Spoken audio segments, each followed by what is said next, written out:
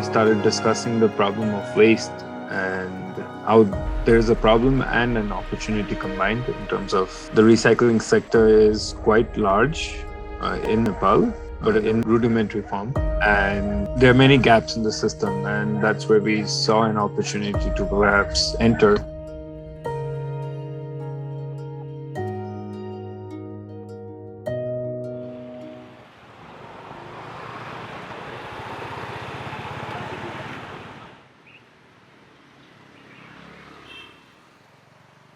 The situation is very devastating in waste management in our country. It's completely like collection from households and from institutions and transportation and dumping. There is no segregation at all. There is no any recovery at all. It's merely like a dumping, even it's not a proper sanitary landfill also.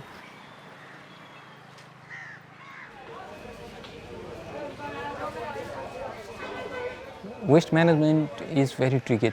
It's not an activity that a single person or a single organization can bring out into the action and solve the issue. It's a multi-stakeholder activities, starting from the producers.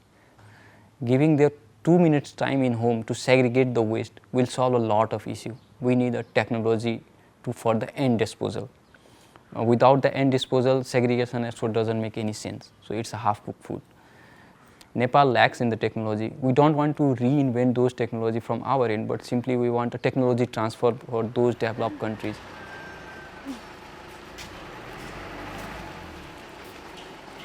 We are like the 5 friends studying abroad, and then we are to settle back in Nepal.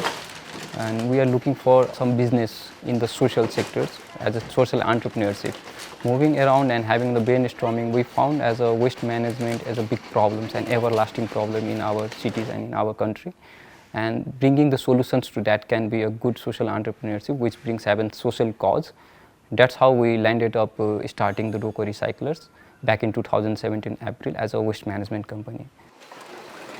We collect measure in 5 categories, all the scrap, that is the paper, plastic, metal, glass and e-waste.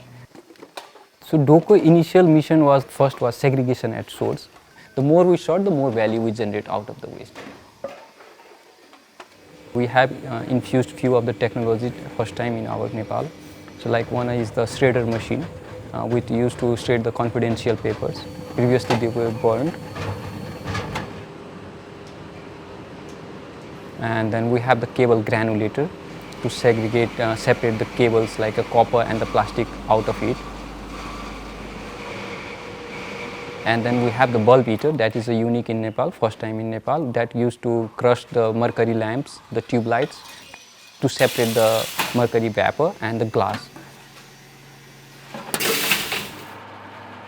We have the wire stripper for separating the thick wires.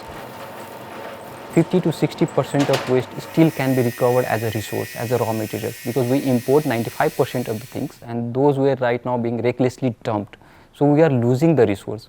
Looking at that opportunity, if we can save a bit of that, and in later case, if even 20%, 30% can be saved, that's a tons of things that we can bring back to the economy and contribute to the circular economy. For the items which cannot be repaired, which have very low economic value, for those items we dismantle it in proper scientific manners as much as possible to not to harm the people walking around and not to harm the environment at all. And we try to recover the resource, to maximize the resource as a raw materials. We are in the lack of legislation, still we try to manage by developing our own standard operating procedures certified by one of the Swiss agency EMPA. We don't have all the technology available us, but we proud to say that we are not harming the environment from our end and trying to save a bit of it. One of the major issue in our country for the e-waste management is like in the absence of any legislation and any law policy, the informal waste workers or the institutional waste producers, the e-waste generators, they try to play around only the cherry picking kind of things. The e-waste which have value, they will pick around, they will extract the value out of it and rest they will dump it. And all the hazardous fraction in that case comes to direct in dumping area. Even some are being thrown on the bank of the rivers.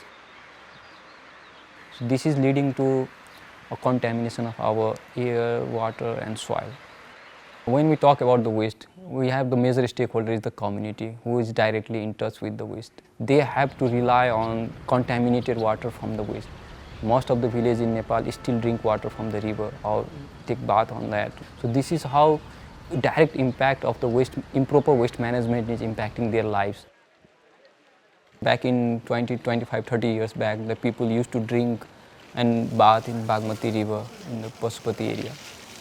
But now you cannot, it's all sewage water. In front of our eyes, the scenario is completely changed. It's like the drainage systems are in the Bagmati river, the waste littering are in the Bagmati river. And even we cannot touch it. We have a next project for Bagmati river. So this project is like a multi-stakeholder project that we are envisioning to save Bagmati. We are trying to crop the plastic inlet into the river and make it a fresh, clean water kind of thing. So in this project, we are trying to set up a small collection centers on the bank of the rivers and the hot spots where more plastic waste are being dumped. We are trying to create 3 to 4 micro entrepreneurs involving the women over there, informal waste workers involving over there, and trying to preventing 300 tons of plastic going into the river.